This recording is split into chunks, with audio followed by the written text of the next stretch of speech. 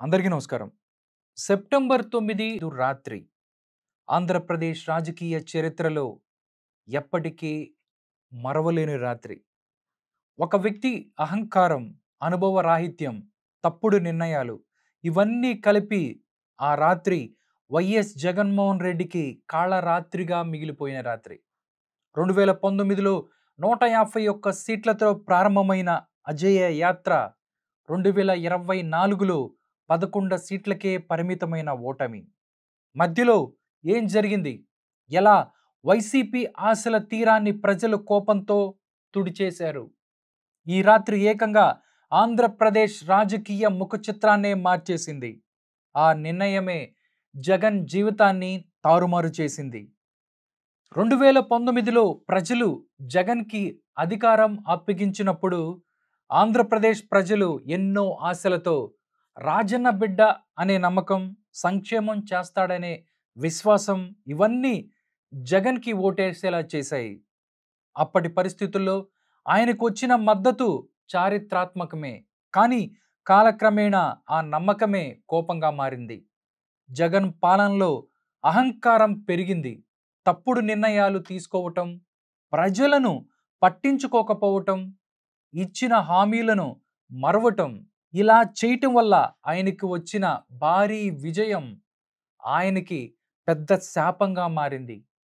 తన 5 ఏళ్ల పదవీ కాలంలో జగన్ చేసిన అరాచకాలు, కోకొల్లలు, ప్రజా వేదిక కూల్చేయటం, అమరావతి రైతుల కలలను శ్మశానంగా మార్చటం, 3 రాజధానుల తంతు తెచ్చి గందరగోళం సృష్టించటం, వేల కోట్ల లిక్కర్ కుంభకోణంలో మునిగిపోవటం, భువనేశ్వరి గారిపై అసెంబ్లీలో చేసిన ఘోరమైన అవమానం, చంద్రబాబుని అక్రమ కేసులో అరెస్టు చేయించి ఏకంగా 53 రోజులు రాజమండ్రి జైల్లో పెట్టటం, తలాతోకా లేని ల్యాండ్ టైటిలింగ్ యాక్ట్ తెచ్చి ప్రజల్లో గందరగోళం సృష్టించటం ఇవన్నీ ప్రజల మనసులో మిగిలిన గాయాలు.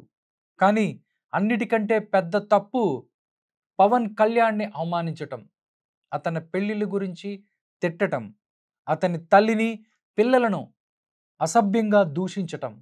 ఒక నాయకుడిని కించపరచటం అంటే అతని అభిమానుల్ని, అతని వెనుక నిలబడ్డ ప్రజలని అవమానించినట్టే. ఇదే జగన్‌కి పెద్ద దెబ్బనిచ్చింది. కానీ అసలు సిసలైన కాళరాత్రికి నాంది సెప్టెంబర్ 9 రాత్రి. ఆ రాత్రి జగన్ తన అహంకారాన్ని మరోసారి చూపించారు. పవన్ కళ్యాణ్‌ని ఆంధ్రప్రదేశ్‌లోకి ప్రవేశించకుండా ఆదేశాలు జారీ చేశాడు. పోలీసులు జగ్గయ్యపేట దగ్గర పవన్‌ని అడ్డుకున్నారు. ఒక పార్టీ అగ్రనేతను, ఒక ప్రజానాయకుడిని ఈ విధంగా అడ్డుకోవటం జగన్ చివరి తప్పిదం. ఎందుకంటే ఆ రాత్రే పవన్ కళ్యాణ్ తన తెక్కేంటో చూపించారు. అందరి లెక్కలు తేల్చారు. ఆపలేని ఆగ్రహంతో నేరుగా రాజమండ్రి సెంట్రల్ జైలుకి వెళ్ళాడు. అక్కడ చంద్రబాబుతో ములాఖాత్ అయ్యాడు. అదే క్షణం ఆంధ్రప్రదేశ్ రాజకీయ దిశ మారిపోయింది. రాజమండ్రి జైల్లో చంద్రబాబు, పవన్ కళ్యాణ్ కలిసినప్పుడు అది కేవలం ఇద్దరు నాయకుల భేటీ మాత్రమే కాదు. అది ఒక రాష్ట్ర భవిష్యత్తుకి మలుపు. ఆ భేటీ బయటకు వచ్చిన క్షణం ప్రజల్లో కొత్త ఆశలు పుట్టాయి. పవన్ కళ్యాణ్, చంద్రబాబు నాయుడు చేతులు కలిపారు.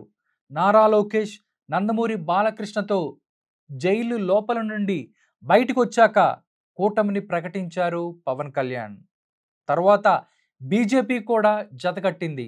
ఆ కూటమి జగన్ని పాతాళానికి నెట్టేసింది. అధికారానికి దూరం చేసింది. జగన్ పట్ల ప్రజల్లో కోపం ఏ స్థాయికి చేరిందంటే అది పవన్ కళ్యాణ్, చంద్రబాబు కూటమి రూపంలో ఒక పవర్ఫుల్ శక్తిగా మారింది. ప్రజలు ఆయన చేసిన అవమానాలు, అన్యాయాలు, అహంకారాన్ని మర్చిపోలేదు. పవన్ కళ్యాణ్‌ని 3 పెళ్ళాలు అంటూ కించపరిచిన మాట చివరికి జగన్ రాజకీయ జీవితాన్నే కాళరాత్రిలోకి నెట్టేసింది. చంద్రబాబును అక్రమ కేసులో జైల్లో పెట్టి 53 రోజులు అవమానించటం చివరికి అదే బూమరాంగ్ అయింది. పవన్ కళ్యాణ్ జైలు దగ్గరికి వెళ్ళి చంద్రబాబుతో చేతులు కలపటం, కూటమి ప్రకటించటం అదే జగన్‌కి మొదటి దెబ్బ. ప్రజలు ఓటు వేసిన రోజు అది కేవలం ఒక ఓటు కాదు, ప్రజలిచ్చిన అంతిమ తీర్పు. ఆ తీర్పుతోనే 151 సీట్ల అజేయ స్థానం నుంచి జగన్మోహన్ రెడ్డి 11 సీట్లకు పడిపోయాడు. ఇది ఓటమి కాదు. ఇది కక్షతో ప్రజలిచ్చిన అంతిమ తీర్పు. ఫైనల్‌గా జగన్‌కి ప్రజలు వేసిన శిక్ష. ఎన్నికల ఫలితాలు వచ్చిన రోజు వైసీపీ ఆఫీస్‌లో నిశ్శబ్దం. ఒకప్పుడు విజయోత్సవాలతో మార్మోగిన ఆఫీసు ఈసారి కన్నీటి వాతావరణం. మరోవైపు ప్రజల్లో హర్షం, సంబరం. పవన్ కళ్యాణ్, చంద్రబాబు కూటమి గెలిచిన ఆనందం. జగన్‌కి అధికారం దూరమైంది. సెప్టెంబర్ 9 రాత్రి జగన్ చేసిన చిన్న తప్పు ఆయనకి పెద్ద శిక్షే వేసింది. సెప్టెంబర్ 9 రాత్రి జగన్‌కి రాజకీయ కాళరాత్రిగా మారింది. ప్రతి నాయకుడి జీవితంలో ఒక మలుపు ఉంటుంది. ఆ మలుపు ఆయన రాజకీయ భవిష్యత్తును నిర్ణయిస్తుంది. జగన్ పాలనలో ఆ మలుపు సెప్టెంబర్ 9 రాత్రి. ఒక తప్పు నిర్ణయం, ఒక అహంకారపు ఆదేశం ఆయన పార్టీని నేలమట్టం చేసింది. ఆ రాత్రి జగన్‌కి కాళరాత్రిని మిగిల్చింది. కానీ అదే రాత్రి ప్రజలకు వెలుగుల రాత్రి అయ్యింది. ఎందుకంటే ప్రజలు గెలిచారు. వారి గౌరవం, వారి తీర్పు, వారి స్వరమే గెలిచింది.